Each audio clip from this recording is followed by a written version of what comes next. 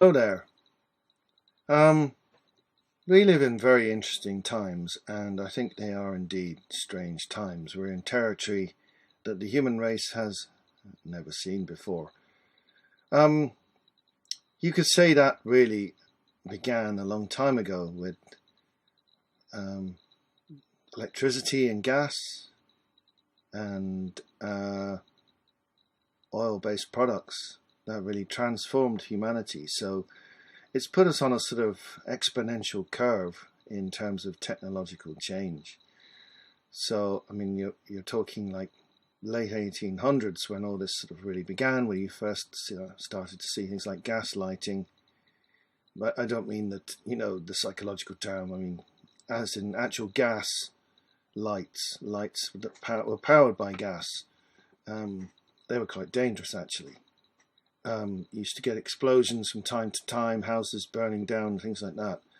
Electric light proved to be a lot safer, and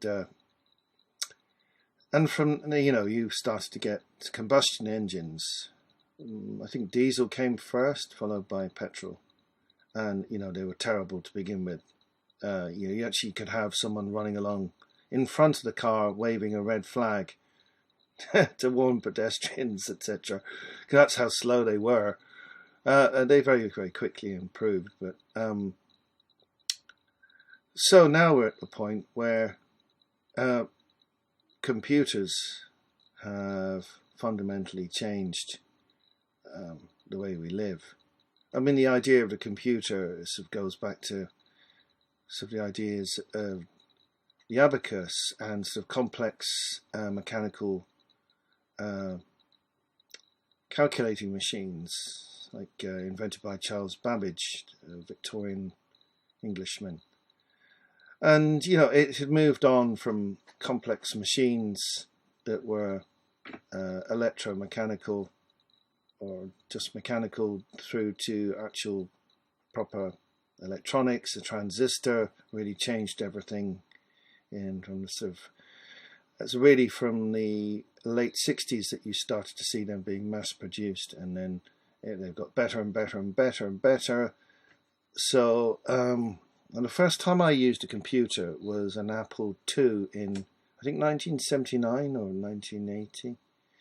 The math teacher in my school had somehow convinced the headmaster to get a computer. So anyway, I actually, along with all the other people in the maths class, learned how to do basic programming. And I've been using computers ever since then. And well, I'm using one now to record this, which is actually an Apple computer as well, quite an ancient one, 15 years old, but it still works amazingly well for something of its vintage. And yeah, so for somebody who lived in previous eras, this last century or so is just utterly shocking because the speed of change is exponential in comparison to the Middle Ages, or even the Renaissance period was a period of big change, but it wasn't so vastly technological. There was a lot of change in ideas, particularly, and the way society was run, but we didn't have these fundamental technological drivers that we have now. Well, we are living in odd times in that news from anywhere can be around the world in seconds. There's a saying that bad news has been around the world 3 times before good news has put its boots on, and that tends to be the case. A lot of what we read and see is negative, and in fact, some of the things I'm sharing, look through my videos, they sound rather negative, but what I'm trying to do is inform people about things that are important, and I think that we need to consider and think about. It's not that I'm trying to bum everyone out and feed everyone negative stories, but there are people who have huge power in the world and make decisions, and they don't consult people like us. They don't consult the ordinary hoi polloi or the plebeians or whatever you want to call us, just ordinary people. And we have this illusion of democracy, that we have freedom and choice, but actually so much of it is already decided, already controlled. And we should be able to have collective power as ordinary people. There's the means for like real proper democracy, not just through, you know, filling out a ballot, but there's been experiments of this in Switzerland particularly, where people do digital referenda, and they've find a way to make it fairly secure so people can't cheat. And on many issues, the public actually get to have some input into what's going on. If you're going to have a fair society, I think ordinary people have to be at least consulted, even if they don't make final decisions. The wishes of the vast majority of the population in any given country should be taken into consideration. But we're living in strange times where we have what I call pseudo-democracies, and we have sort of outright autocracies as well. And they're taking full advantage of the technology that's available to them. So it looks like we're sort of creeping into some rather frightening dystopian totalitarian future, something a bit Orwellian or Huxleyan in nature. But there's also a lot of people who think we're sort of in what you call the end times, sort of biblical end times, people referencing the book of Revelation of St. John, which is, I think, the final book of the Bible. Anyway, there's references to sort of the ideas of digital currency and, the barcode, or the, what's it called, that little scanning code, Q something? I forget what they're actually called. I never use them myself. And the ideas of RFID chips being put here into your hand, and because there's the famous mark of the beast and the number of the beast references, and people are making connections with that the whole time, thinking that says sort of various people could be the Antichrist, perhaps Donald Trump or Bill Gates or Elon Musk, etc., etc. There's a lot of speculation, and I've found myself that if I go on YouTube, a lot of suggestions are to do with these end times.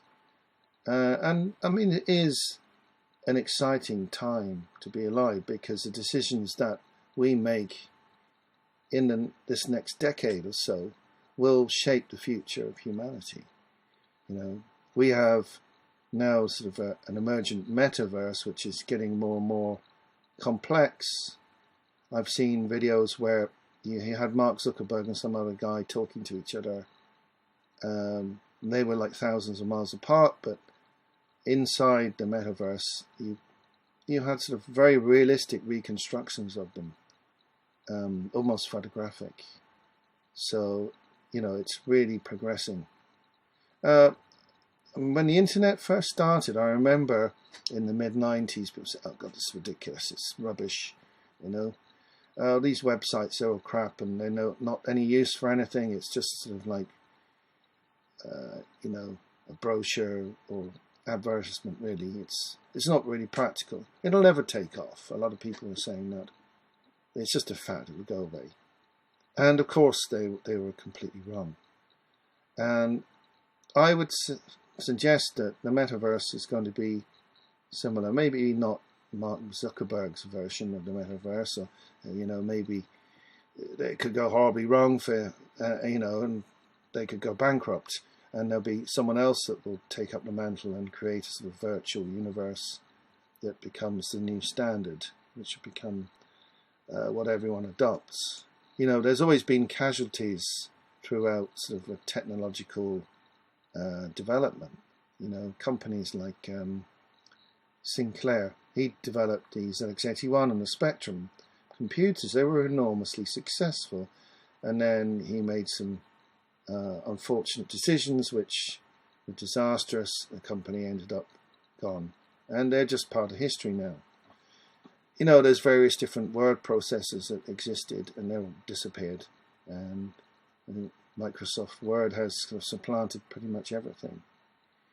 So it's quite possible that Meta could go the same way, that people will lose interest in that, and there'll be something else that another software company has come up with, which will be far better, and everyone will jump to that, and Meta will just go down the toilet, and that'll be the end of that.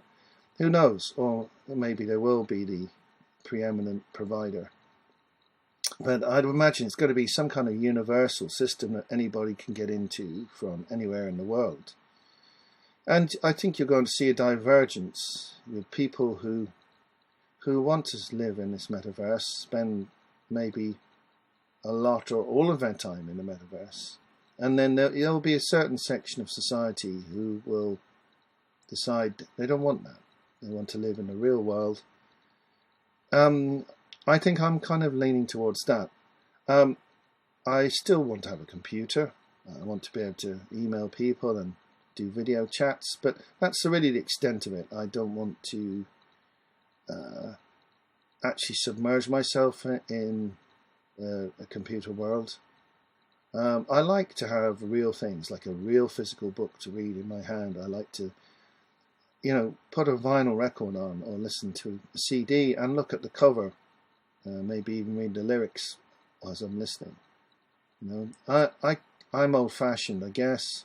I mean, I was born in 1970, so I grew up long before anyone had a computer. It was really exciting to get a small transistor radio, which was slightly bigger than a phone. It seemed miraculously tiny to me. It was a little black radio. It was about this big, I suppose. I thought that was like really amazing, and because radios were normally quite large. They'd be high, bulky, so the width of a laptop, quite heavy. So that would seem like really, really innovative. And then things like the Walkman, the tape Walkman, they seem like really futuristic and modern. You'd see people walking down the road or on a bicycle or whatever, on a bus with their Sony Walkmans with their little funny orange headphone things. And that it seems ridiculous now. It seems so antiquated, and you show young people these cassette tapes and they think, "What on earth? This is ridiculous."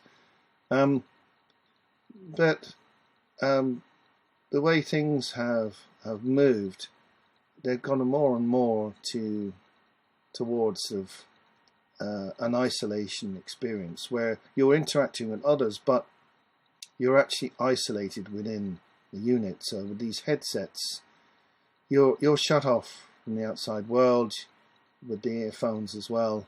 I remember people complaining that Sony Walkmans were turning people into zombies because they wouldn't converse. They'd be sat there with the headphones on, sitting there listening to music, bugging out something. Oh wow, this is great. And of course they're not paying any attention to the outside world like they would have done before, or at least not to the same extent.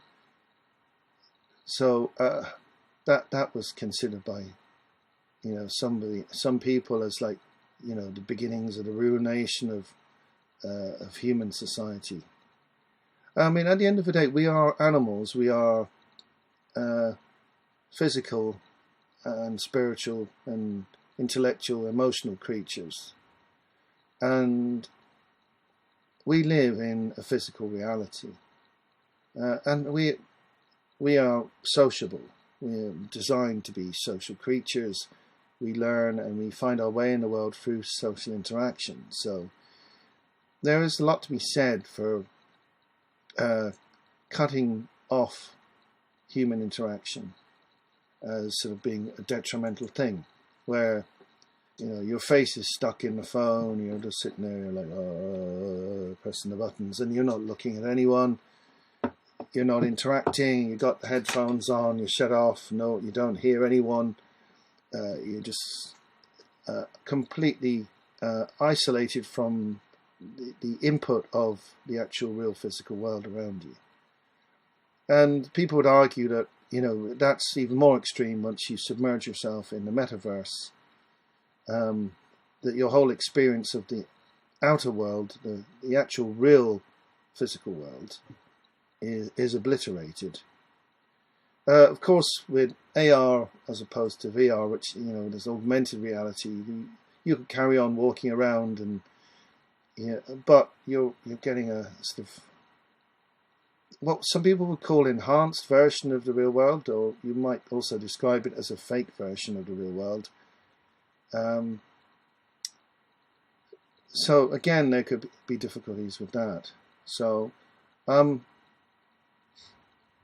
don't know about this whole end times thing. Are we heading off a cliff?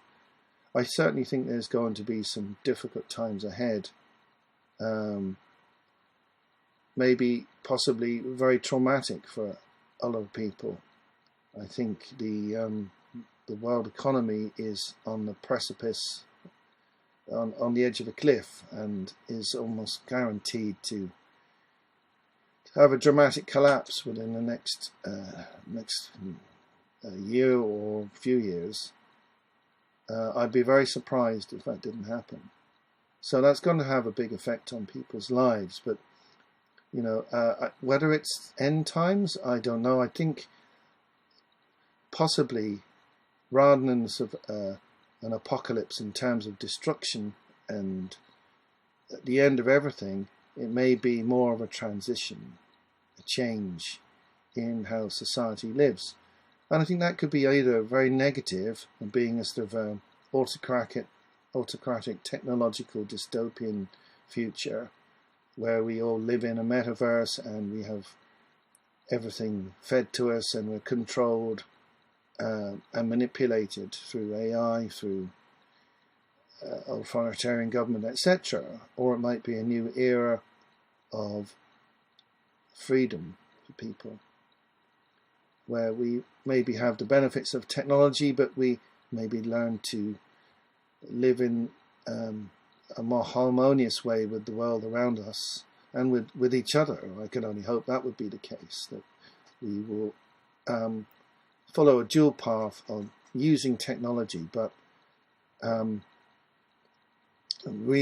rebuilding our connections with the natural world and refocusing our attention on interacting with each other in a meaningful way. Because unfortunately, so much of the traffic of the internet and phones is just pure trivia and distraction, and we've come a long way. We've come from the caves, if you like, this far, and it just seems such an awful waste of human potential if we're just going to spend our time looking at trivia, looking at kittens, or what Kim Kardashian is doing, or etc. We have the most amazing resources which could be shared by everyone around the world, and the potential for everyone to be well fed, well looked after, everyone to be educated, and everyone to have opportunity to develop their lives, to have, I suppose, what's called self-actualization. That would be possible, not under our current systems. They're designed to basically keep the bulk of us in servitude and enable a very, very tiny minority of people to control most of what happens in the world. So something will change, something has to change. There's very apparent that there's a big struggle going on between those who want this pyramid structure to continue and those who want something better. So this is all playing out at the moment, and will continue to play out till it reaches its conclusion, which will be either a world that is a horrible dictatorship, or one where people have more autonomy and more choices and access to things that they might not have now. And I really hope it's going to be the latter, because I don't want to live in a technological dictatorship. And I will do everything I can to fight against that. Not just by making videos, but in my real life, I will do what I can to prevent that from happening. So anyway, just some thoughts on that. I mean, what do you think, people watching? Are we in the end times? Or is this just a transition into something else? If you've liked what I had to say, feel free to click the like button and leave a comment if you've had anything to say on the subject. And yeah, that's it. Thanks for watching. Bye for now.